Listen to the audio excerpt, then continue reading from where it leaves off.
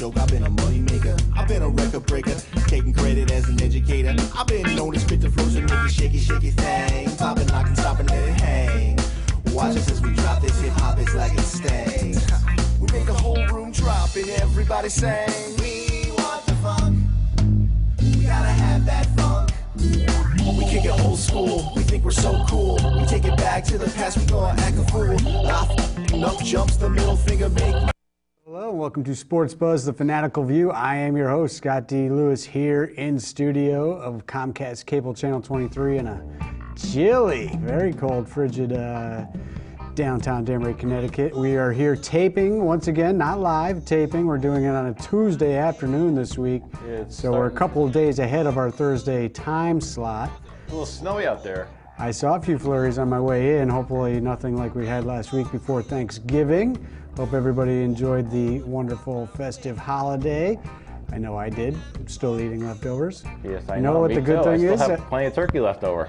You know the good thing about hosting Thanksgiving for the first time ever? Yes, I know. This is the first one for us too. You get all the leftovers. Yes. You don't get one of these measly little containers somebody sends you home with. You get the whole deal. Yeah. So we're still eating. Let's say hi to Bob, who you can hear there over the microphone. What's going on, Mr. Bob Broad Jr.? Not much. You know, the Whalers are doing hot. They're going They good. are doing hot. 10-3 record. Yeah, second place. You know, Yeah, right moving there right in along. the upper echelon of the FHL standings. They got home games this weekend, or are they they got a home traveling? game on Saturday against Berkshire. Okay. So should be another interesting game. Head over to the Danbury Ice Arena for that. Of course, you can find out all this stuff, FHL, FederalHockeyLeague.com, DanburyWhalers.com. I'm sure they got Facebook pages going as well if you're ever looking for more info on the Whalers and the Danbury Ice Arena schedule. We have Mr. Mike Toohey in the control room running things. First, let's mention Bob's show, of course, Spotlight On. Tuesday nights at 9 and Wednesdays at noon, covering all things locally. This time of year, I know he goes heavy on the Whalers, but he's got plenty of other stuff. And Mike's show, Expose Cinema, Friday nights at 9, Wednesdays at 1. We are also blessed with the presence of one strange man. Mr. Peter Green is here, strange man. And he has our stat of the week as well, right? Well, you know, we've been here setting up for the last half hour, 45 minutes. You'd think he would have given me that stat of the week before we started taping. It'll be coming slow. It's coming through the. If he wants to hand me the stat of the week, he might have to show his face on camera. I don't know how he's going to pull that off. Also, let's make mention. He's still working on it, he said. Still working on it. Let's make mention of the fact that Fatty Roots, our musical background, is playing this weekend up in Ridgefield Sunday afternoon at the Ancient Mariner. If you want to come down, I'll be there. Hey, maybe you want to come meet the Sports Buzz guys. Hey, we can give away free autographs, right? Sure. You want an autograph? I'll give you one. I'll be up there enjoying some football. Patriots don't play till Sunday night, so I'll have a casual afternoon with some reggae and football on in the background. Should be good. All right, Bob. We got a lot to get to. We've been real heavy on football the last couple shows we did as we came back from a long break. So we're starting with something different. We're starting with an alternate football, the real international football. And we got plenty of other things to get to, but we will get to the NFL, of course. But I did want to talk about the latest, newest edition of the New York versus Boston sports rivalry. The MLS took center stage the last couple weeks with the Eastern Conference Finals going on between the New England Revolution and the New York Red Bulls. And it was the Revolution who came out on top. And this was an intense two-game series. They played two legs of these playoff series with the aggregate goal being the deciding factor. So the Revolution went to New York on the first leg and they won 2-1, and they came home and they had to fight back because the Red Bulls went up 1-0 and 2-1, and that would have put them into extra time. But the Revolution came up with the tying goal, which was the series winning goal late in that game. So they win 4-3 on aggregate goal as they took those games in that series. It was an intense series. Game one saw 10 yellow cards go down as it was very chippy. Rare, isn't it? Yeah, that was an extremely high total as far as that goes. So it was very contentious, very physical play, up and down. If you don't watch the MLS, you know, I can't say that it is the highest of quality if you compare it to like the British Premier League or La Liga and some of the other European leagues. but they do put on an entertaining style of game, a lot of offense typically, and a lot of opportunities for scoring and whatnot. And also the interesting thing about that series in that final game in New England was it was the end maybe of his career, certainly his career in the MLS, of Thierry Henry, the iconic French footballer who came one of the first international soccer stars to come and play for the MLS. Him and David Beckham came right after that, and they tried to help build the league, which they have done, and he fulfilled his 4-year contract, almost got them to the MLS Cup, but the Revolution kept him out, and now he is probably retiring, although he still plays at such a high level. If you remember, soccer fans out there, Henry burst onto the scene in '98 with the France team, their World Cup team. So he won the World Cup with France as a youngster. 20 years later, he was still going strong. So they advance to play the LA Galaxy, and the Revolution will try to take out another icon, an American sports icon, Landon Donovan. David Beckham no longer is with the Galaxy. Last year was his last year, but Donovan is about to retire as well, and he helped get his team into the MLS Cup final as they got the tie-breaking lone road goal. Got them through, Bob. The intricacies of MLS and the tiebreakers and all that. But they beat Seattle the other night, and it'll be Donovan going for his 6th MLS Cup. The Revolution have been 4 times, not since 2007. They lost all 4 previous times. They're looking to get it done. They are led, of course, by Jermaine Jones, who was a U.S. star for the World Cup this year. And he signed with the Revolution mid-season, and they have gone 9-0-1 since. They went 9-0-1 to finish the regular season, and now have won their 2 playoff series to get to the Cup final Saturday night. If you're looking for something else to watch besides the usual run-of-the-mill, it's going to be good. It's going to be intense. I have certainly enjoyed all the games. All right, let's get to something else besides football. We don't do too much hot stove stuff here, but when the Red Sox open the paycheck, open the checkbook there, we have to make mention of the big signings that took place last week. The Red Sox go out and get their former player, who was supposed to be the future years ago, Hanley Ramirez, who they traded for Josh Beckett, Mike Lowell, and others way back in the day, which helped them get that 2007 World Series. But Hanram, who I thought would be back in the Red Sox uniform sooner than later, now finally joins the Red Sox as they get him, and they also double that up with Kung Fu Panda, Pablo Sandoval, the leader of the San Francisco Giants. And here we have stats of the week. He's got 10 pages of it. I don't know if I'm going to get to any of them.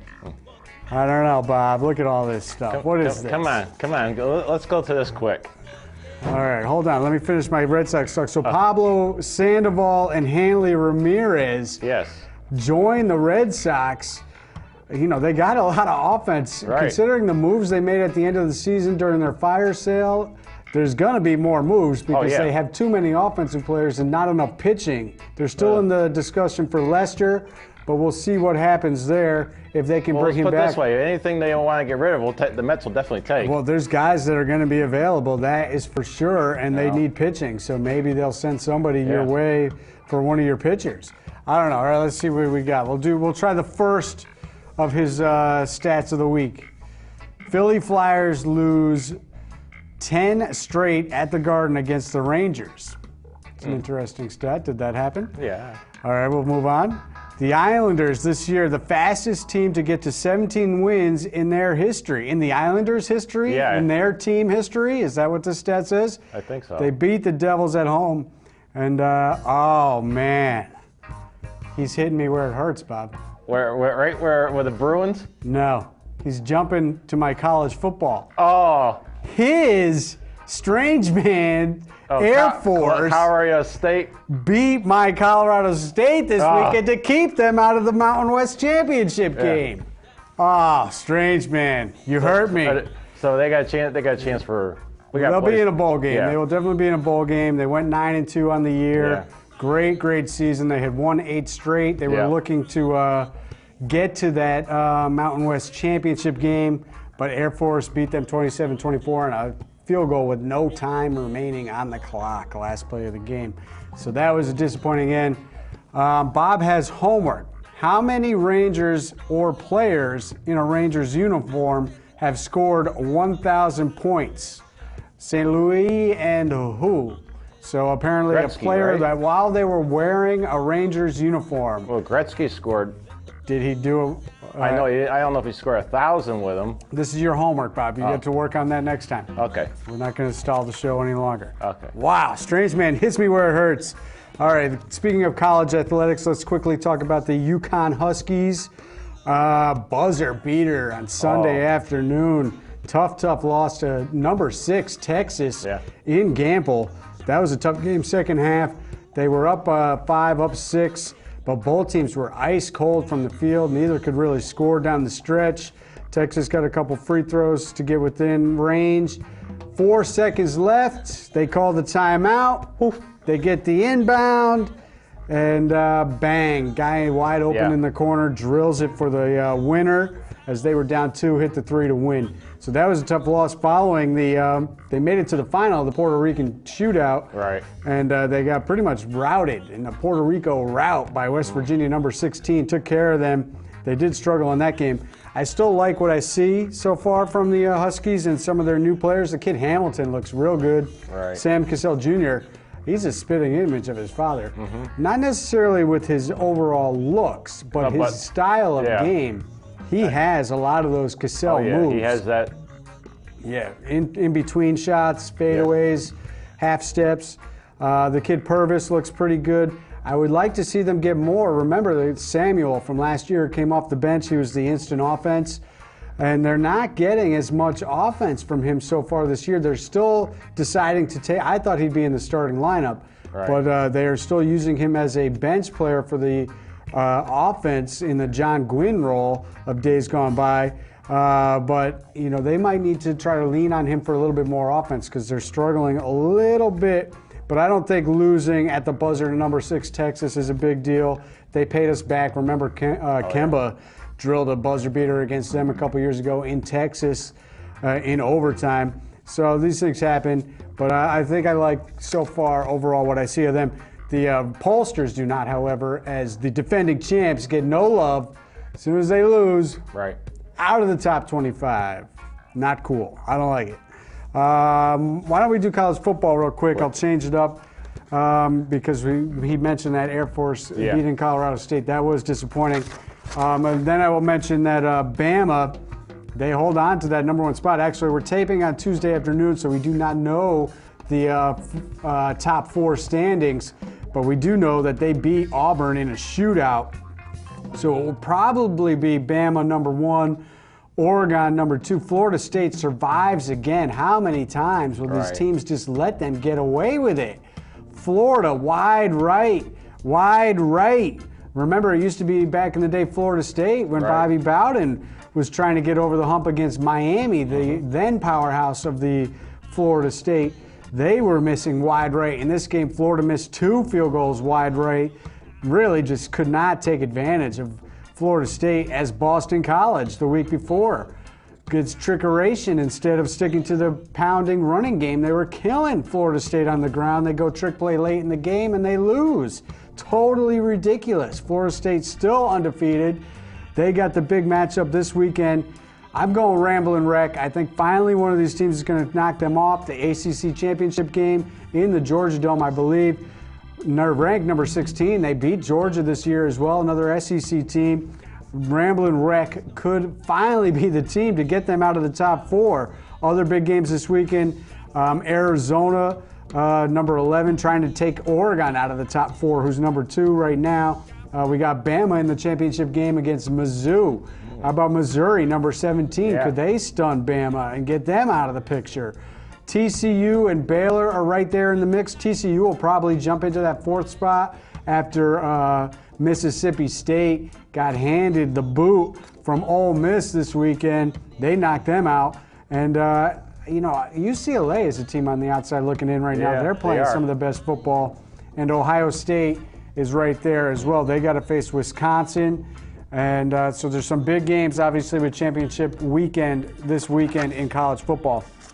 Let's go back to the pro ranks, not football yet. We'll go NBA real quick because we just got to talk. What about the Sixers? Holy cow, Sixers worst start. Can they ever try to win a game or what? Almost. I don't think they've got the record yet. Do the Nets still have that record? Yeah. For the most losses to start a season? Yeah. They're coming up on it. Philadelphia 0-17. Knicks not far behind. No. 4-14. Their bricks are doing pretty. Yipes, Celtics, same story as last year. Win for 3 quarters, lose in the fourth every game. I'm getting sick of it. I'm going to have to turn my updates off on my phone because I see the same thing every game. Celtics winning, Celtics winning, Celtics winning. Final score, Celtics lose. And I will be one of the guys, I mentioned it last year late in the year. Coach Stevens, I think he's got a good future. A lot of people love him, but he gets a pass. If you're winning every game into the fourth quarter, into the final 4 minutes, and you lose every game, your coach has to get some heat. The coach has got to get some of the heat for that. You have got to be able to coach your team to the end of the game. If they're good enough to be winning all game, they got to be good enough to finish it. You got to call the right plays. You got to call the right timeouts. You got to get them home, Coach Stevens. Please do me a favor. Finish one of these games. The Nets not doing so great either at 6-9. Knicks and Nets are playing tonight, taping again on a Tuesday. They're playing a Tuesday night game, so we'll see what happens in that. Did you see Jason Kidd's return to the? Yes, I did. To Brooklyn. He got the last laugh there the other week. Nice for him. And the Bucks are actually not playing that bad. 10-8, as a matter of fact, and they were picked to be one of the worst teams in the league as they were last year. All right, some other things interesting I'm going to run through quick.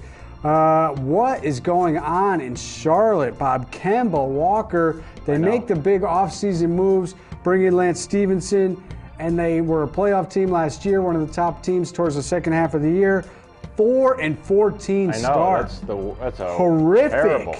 Other Huskies of note, not good, Bob. Jeremy Lamb, of course, we know Durant and Westbrook were both out. Durant will make his debut, so they'll finally get those guys back. Right. Jeremy Lamb averaging 12 points a game, but OKC 5-12. Jeff Adrian, who was with the Bucks last year and did start the season out of the league, recently signed by the T-Wolves. He joins a 4-12 team. Caron Butler, Andre Drummond on the Pistons. Panic in Detroit, 3-14, Bob. Former Huskies not enjoying any winning success. Wow. Rudy Gay, he's doing good for Sacramento. They're 9-8, not doing bad. Ben Big Shot Gordon down in Orlando, not so good, 7-12. Shabazz Napier, we mentioned him the other week when we were here. He hit some big shots against the Nets. Miami coming in at 9-8, so he's okay. AJ Price just got signed by Indiana as well. His NBA career continues. They are 7-10. The one guy who's got the best team going right now, Charlie Villanueva, my least favorite former Husky of all time, the only former Husky that I despise, Charlie Villanueva on the Mavs at 13-5. Wow. Still, no signing by Ray Trader Allen. Not yet? Not yet. Somebody will sign him, I think. Hey, the Knicks need help. Knicks need help. A lot of teams could use him. He could go back to Celtics. Yeah, I don't think they would welcome him back. No. He's a traitor. All right, we could talk about some NHL stats. We'll just quickly mention the Bruins dealing with their injury issues. Come in at 14-10-1 as they started a West Coast trip, losing to Anaheim last night. They're in fourth right now in that Atlantic Division, 29 points. Tampa, the top team in the league, 36 points. How about the signing today? And yes, how about Martin Brodeur signing with the St. Louis Blues? And they're tied for first place in their division as well in the Central of the Western Conference. So Brodeur joins the Blues, the former Devil. That's a little bit surprising. We knew last year when he ended his run with the Devils he would not be back, but he could go somewhere else, and lo and behold, there he is. So Tampa and your Rangers saw firsthand what they can do. They're a high-scoring team. They beat you guys 3 times in the last 15 days, Bob. How's that feel? Not good. Not good. Rangers, third place in the Metro Division at 11-9-4, 26 points. The Islanders who won the home-and-home series against the Pittsburgh Penguins, they're on fire, Bob. 17-7-0, 34 points. In first place of the Metropolitan Division, Pittsburgh Capitals are right behind the Rangers. Jersey at 22 points outside looking in. Something to take note, Bob. Okay. Remember last year there was the new alignment in NHL? Yes. There's still that alignment, but the playoff seeding is different. It's not the top 4 teams from each division. It's the top 3 teams. The final 2 wild cards come from either or. Ooh. So you could now get 5 from one division, 3 from another. Something to pay attention to later in the year. NFL, Bob. I do believe we have come to the end of the road. Well, let's see. And Giants we could be talking about either New York football team. Yeah. Last night was a game. 16-13. Of course, the Jets think they're going to win a game, but no, the Dolphins finally come up when they had to in the second half, and they get the win to keep their playoff chances alive. We have the strange man says they still think they're up in Buffalo. Yeah, they never even made that trip. The Jets, I mean, at least last night, 16-13. How about the week before, Bob? Buffalo snowed in all week, can't even practice. They get forced to play their game in Detroit instead of Buffalo. And what do they do? And the Bills are doing well, right? 38-3, the Jets. And I think that was finally the end. I spoke to my Jet fan faithful, and I finally got him to say, fire them all, not just fire Idzik. I mean, I personally think that they should just fire Rex and let Idzik get his own coach in there. He's been straddled with Sexy Rexy and his them all out. Them all. Strange man busting into the set. So how are the Bills doing? Bills are doing good. They're right in the mix, Bob. But I mean, come on, the Jets.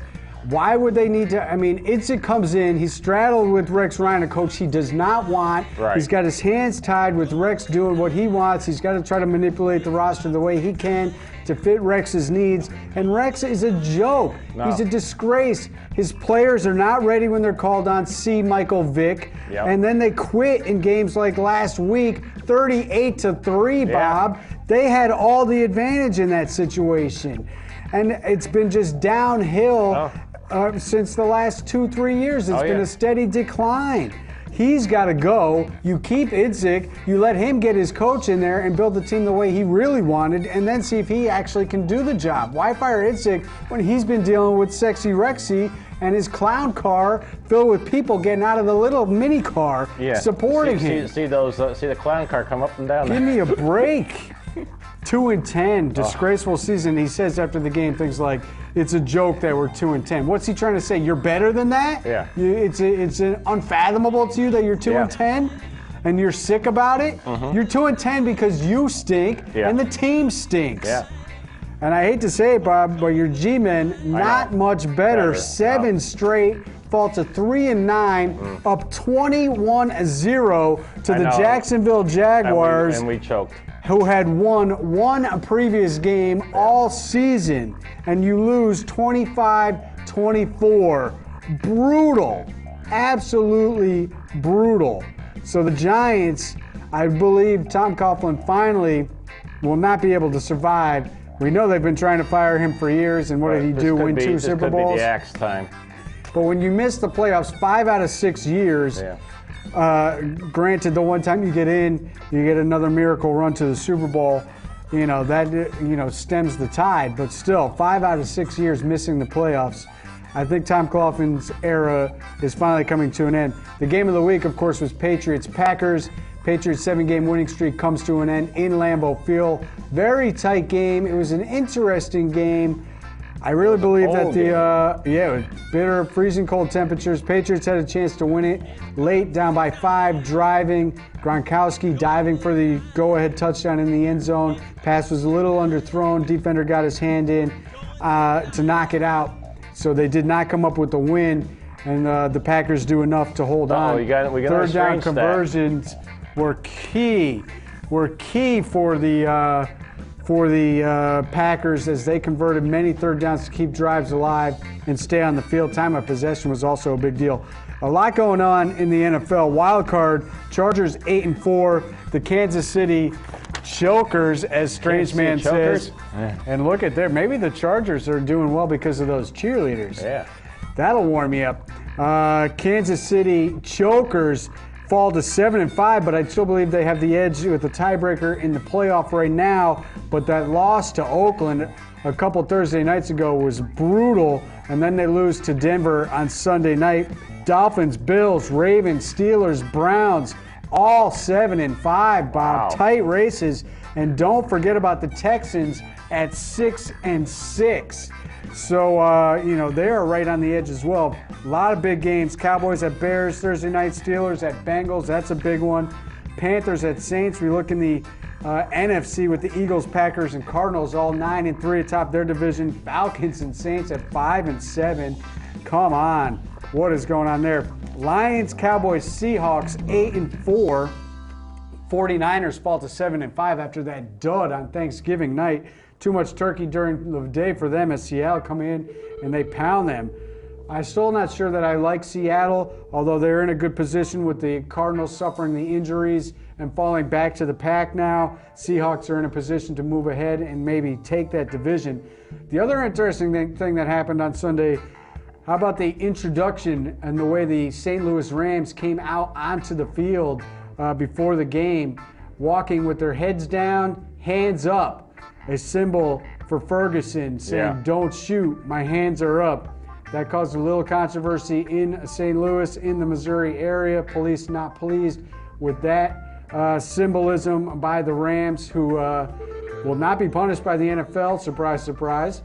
Maybe Goodell has had enough with the punishments now that he's being called out and proven to be the liar that Bill Simmons said he was.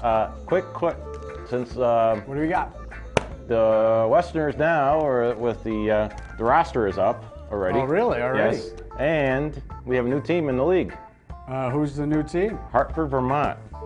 So another Vermont team. All right. We'll be off balance. We'll have 13 teams next year, but It's always good when you can expand the league. That means the league is doing well, strong and steady, and it can support other teams and other franchises. So congratulations to the NECBL on their continued success. That'll be another team for the Westerners to try to take out as they're going to enter a new era, a whole new coaching staff. We lost Sean Fest. We lost Jamie last year, Shevchik, who led them to a great success in recent years. We'll look forward to that later next year. But we will be back next week, and we'll see what happens this weekend in all those big football games. And we'll see you then. Take care.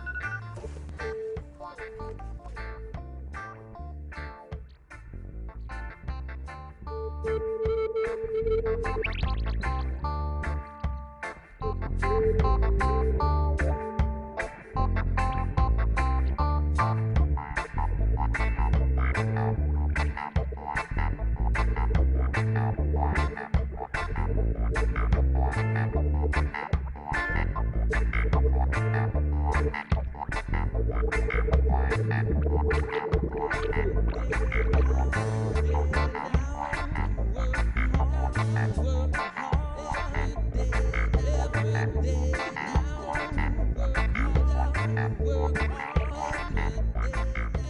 every day.